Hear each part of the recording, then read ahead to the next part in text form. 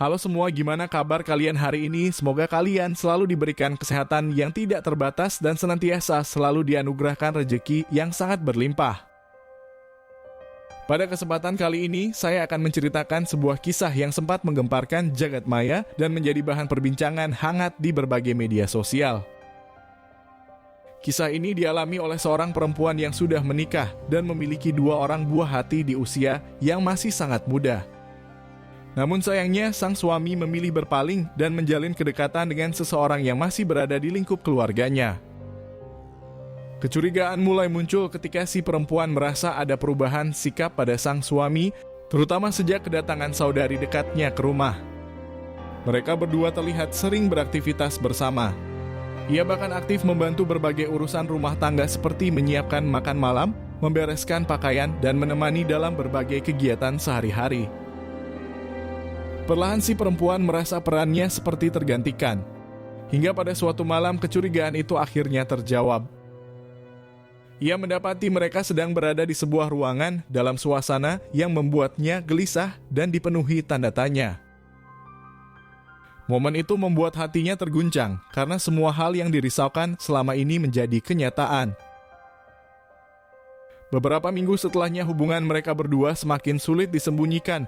Hal ini membuat suasana keluarga semakin rumit dan menimbulkan pertentangan dari banyak pihak termasuk kedua orang tuanya. Lalu bagaimana kisah selengkapnya atas peristiwa tersebut? Di kesempatan kali ini saya akan menceritakannya secara keseluruhan dan mengungkapkan beberapa fakta atas kejadian yang sebenarnya terjadi. Semoga dari sini kita semua bisa mengambil banyak pelajaran yang terkandung di dalamnya agar senantiasa kisah serupa tidak akan terulang kembali di hidup kita maupun keluarga terdekat kita. Si istri yang harus bernasib buruk itu bernama Samaran Yunita yang berusia sekitar 21 tahun. Ia bertempat tinggal di Kecamatan Kota Bumi Selatan di Provinsi Lampung Utara di Provinsi Lampung. Menurut keterangan yang saya dapatkan, Yunita telah menikah ketika usianya masih belasan tahun. Ia dilamar oleh seorang pemuda yang tinggal di sebelah rumahnya, sosok yang sudah dikenalnya sejak kecil. Dari pernikahan tersebut mereka dikaruniai 2 orang buah hati yang usianya masih di bawah 5 tahun. Kehidupan rumah tangga mereka pada awalnya berjalan harmonis tanpa pernah ada pertikaian atau perdebatan berarti. Meski tidak hidup bergelimang harta, pekerjaan sang suami sebagai petani sudah mampu mencukupi kebutuhan keluarga. Sehari-hari Yunita dan suaminya menghabiskan waktu di ladang persawahan, sementara kedua buah hatinya dititipkan di rumah mertua. Mereka mencerminkan keluarga sederhana yang tinggal di perkampungan. Namun ketenangan itu sedikit terganggu ketika seorang perempuan datang dan memperkenalkan diri sebagai saudari kandung suaminya. Perempuan itu bernama Novianti yang ternyata adalah kembaran dari Johan. Keduanya terpisah sejak kecil karena suatu keadaan keluarga. Johan dibesarkan oleh kedua orang tuanya di desa itu, sedangkan Novianti diasuh oleh kerabat dekat yang tinggal di desa sebelah. Selama ini Johan tidak pernah benar-benar mengenal saudarinya tersebut. Hubungan mereka hanya sebatas cerita dari orang tua. Sampai akhirnya ketika Novianti berusia 18 tahun, keluarga yang mengasuhnya memberi kebebasan untuk menentukan masa depannya. Ia pun memutuskan kembali ke rumah keluarga kandungnya dan tinggal bersama mereka. Awal kepulangannya disambut dengan hangat. Yunita merasa senang karena sang suami akhirnya bisa merasakan kebahagiaan bertemu kembali dengan saudara kembar yang selama ini hanya menjadi bayangan. Kehidupan rumah tangga mereka pun tetap berjalan normal. Namun seiring berjalannya waktu, pola hubungan di rumah itu perlahan berubah. Johan dan Novianti semakin sering terlihat bersama. Mereka berbicara panjang lebar, saling bercerita dan menghabiskan waktu berdua, seolah berusaha menebus kehilangan momen-momen yang tak pernah mereka miliki di masa kecil. Awalnya Yunita mencoba menepis perasaan tidak nyaman. Ia berpikir wajar saja mereka begitu akrab, mengingat mereka baru saja dipertemukan kembali setelah bertahun-tahun terpisah. Yunita bahkan kadang ikut bergabung saat mereka berbincang sambil mendengarkan kisah masa kecil Novi di desa tempat ia dibesarkan. Namun tanda-tanda aneh mulai muncul. Novianti semakin sering berada di rumah bahkan ketika Johan sedang bekerja di ladang. Ia kerap membantu di dapur, menyiapkan makanan khusus untuk Johan atau menata pakaian sang suami di lemari tanpa diminta. Semua itu terlihat biasa di permukaan, namun perlahan meninggalkan rasa janggal di hati Yunita. Perubahan pada Johan pun makin terasa. Jika dulu ia selalu pulang dan beristirahat di rumah bersama keluarga, kini ia lebih sering duduk di teras berdua dengan Novi hingga larut malam. Cara mereka berbicara dan berinteraksi mulai terasa berubah dari biasanya. Bagi orang luar mungkin itu terlihat sebagai keakraban saudara, namun bagi seorang istri yang mengenal pasangannya dengan baik, naluri Yunita mulai berkata bahwa ada sesuatu yang terasa asing dari biasanya. Sejak tanda-tanda aneh itu muncul, rasa tidak tenang di hati Yunita semakin sulit diabaikan. Awalnya ia mencoba menenangkan diri dan berpikir positif, namun setiap hari selalu ada saja hal kecil yang membuatnya ragu. Tatapan mata Johan yang berubah, cara Novianti memandangnya, dan keakraban yang terasa terlalu hangat mulai membentuk benang-benang kecurigaan di pikirannya. Suatu sore ketika ia pulang lebih awal dari ladang karena hujan deras, Yunita mendapati suasana rumah begitu sepi. Dua anaknya tertidur di kamar mertua dan dari dalam kamar tamu terdengar suara percakapan pelan yang diiringi tawa kecil. Ia mendekat perlahan mencoba memastikan apa yang sedang terjadi. Namun sebelum ia sempat membuka pintu, suara itu mendadak hilang.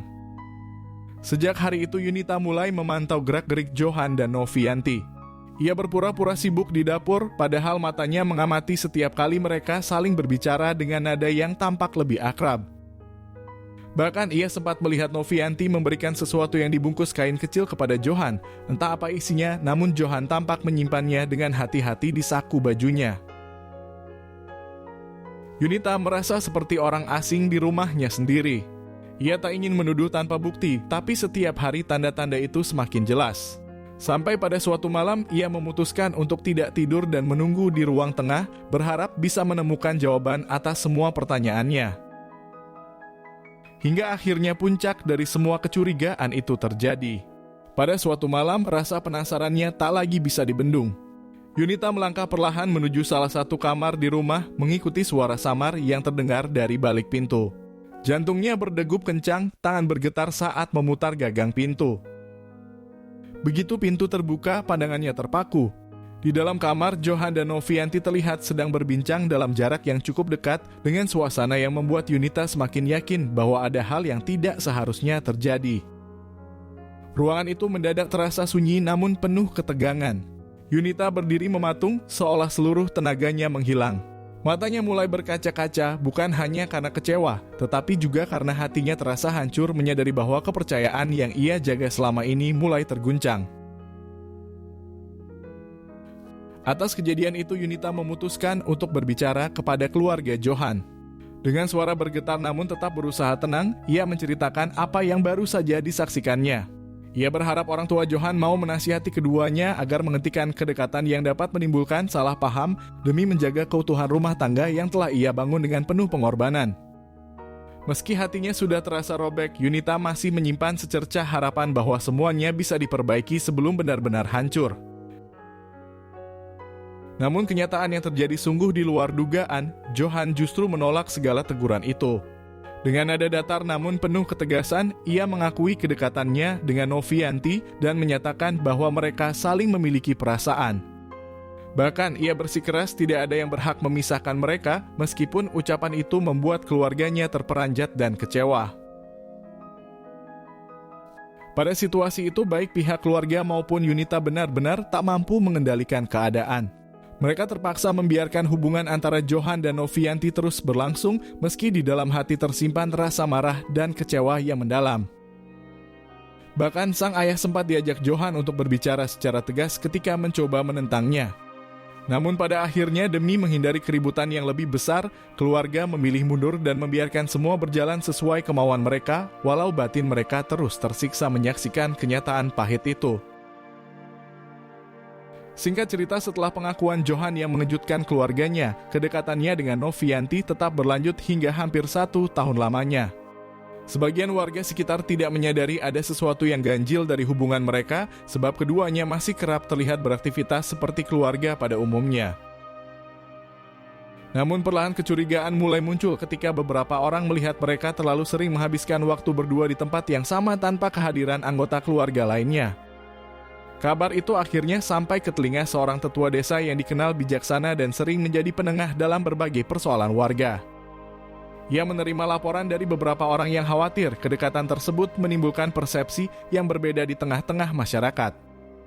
Demi menjaga ketenangan lingkungan, tetua desa itu mengajak para tokoh masyarakat untuk memastikan kebenarannya secara langsung. Sore itu sekelompok warga bersama tetua desa mendatangi rumah tempat Johan dan Novianti berada. Mereka berusaha menegur dengan cara yang baik, mengajak berbicara secara terbuka agar semuanya jelas. Saat pintu terbuka, suasana mendadak hening dan dari percakapan yang berlangsung di ruang tamu, mulai terungkap kenyataan yang membuat banyak orang terdiam. Momen itu menjadi titik awal perubahan besar bukan hanya bagi hubungan Johan dan Novianti, tetapi juga dalam kehidupan Yunita yang tak lagi sama seperti sebelumnya. Pada awalnya, saat sekelompok warga bersama para tetua desa mendatangi rumah itu, Johan mencoba mempertahankan ketenangan.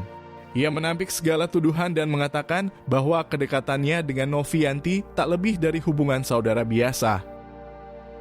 Ucapannya terdengar meyakinkan, namun beberapa orang yang hadir merasakan ada keganjilan. Tatapan mereka mulai tertuju pada sosok Novianti yang duduk di sudut ruangan, terutama ketika melihat perubahan penampilannya yang membuat mereka diliputi tanda tanya. Proses itu membawa mereka pada sebuah kenyataan yang sulit diterima, terungkap bahwa Novianti tengah menghadapi sebuah kondisi yang benar-benar sangat tidak terduga. Ia dihadapkan pada situasi dan kondisi yang sulit difahami oleh banyak orang. Kabar ini menyebar cepat di antara warga, membuat suasana desa yang biasanya tenang mendadak dipenuhi rasa keheranan dan ketidakpercayaan. Meski fakta sudah terbuka, Johan dan Novianti tetap bergeming. Mereka bersikeras untuk tidak berpisah, bahkan Johan secara terang-terangan menyatakan bahwa ia memilih bersama Novianti ketimbang dengan Yunita. Sikap itu sontak memicu kekecewaan yang lebih dalam di hati keluarga, sekaligus menimbulkan gelombang penolakan dari warga sekitar. Hingga akhirnya kesabaran keluarga mencapai batasnya. Dengan hati berat namun merasa tak ada pilihan lain, mereka mengambil keputusan tegas untuk menyuruh keduanya meninggalkan desa tersebut. Momen itu menjadi akhir dari segala upaya perdamaian yang coba diciptakan. Johan dan Novianti meninggalkan desa dengan langkah yang tak lagi diiringi restu keluarga maupun penerimaan masyarakat, memulai hidup baru di tempat yang jauh dari semua orang yang pernah mengenal mereka. Pada situasi itu, sang tetua desa sebenarnya masih berusaha memberi jalan damai. Dengan nada tenang, ia meminta Johan untuk bertaubat dan memilih jalan serta aturan yang sudah digariskan oleh Tuhan. Ia meyakinkan bahwa para warga tidak akan mengambil langkah apapun jika Johan bersedia untuk berhijrah, meski semua orang menyadari bahwa kerusakan yang terjadi sudah cukup dalam. Namun harapan itu pupus ketika Johan dengan mantap menyatakan pilihannya. Ia berkata bahwa perasaannya terhadap Novianti lebih besar daripada apapun yang dimilikinya selama ini. Kata-katanya terdengar tegas, seolah tak ada lagi ruang untuk mempertimbangkan nasihat atau pandangan orang lain. Di hadapan semua yang hadir, ia mengungkapkan bahwa ia rela meninggalkan desa tempat ia dilahirkan dan dibesarkan demi tetap bersama Novianti. Menurut keterangan yang saya dapatkan, Johan dan Novianti dikabarkan memilih merantau ke pulau seberang. Johan dan Novianti memutuskan untuk memulai kehidupan baru jauh dari lingkungan lama, membangun hari-hari mereka dengan segala konsekuensi yang ada. Semoga dari sini kita semua bisa mengambil banyak pelajaran yang terkandung di dalamnya agar senantiasa kisah serupa tidak akan terulang kembali di masa yang akan mendatang.